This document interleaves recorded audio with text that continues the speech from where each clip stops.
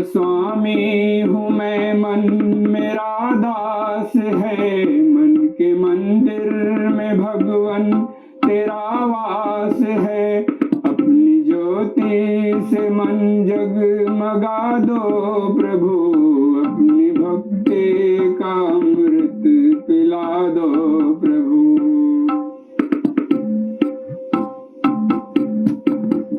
हर समय ध्यान तुझ में लगाता रहूं, तेरे गुण अपने जीवन में लाता रहूं।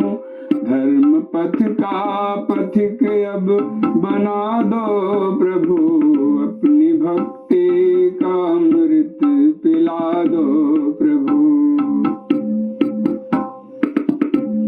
तू ही बंधु मेरा प्यारा सच्चा सखा, तू ही रक्षक मेरा स्वामी माता पिता। अपनी गोदी में अब तो बिठा लो प्रभु, अपनी भक्ति का अमृत पिला दो प्रभु। तेरे ही ध्यान में रहता हूँ मैं मगन, तेरे दर्शन की मन को लगी है लगन। द्वैत का अब ये पर्दा हटा दो प्रभु, अपनी भक्ति का अमृत पिला दो प्रभु।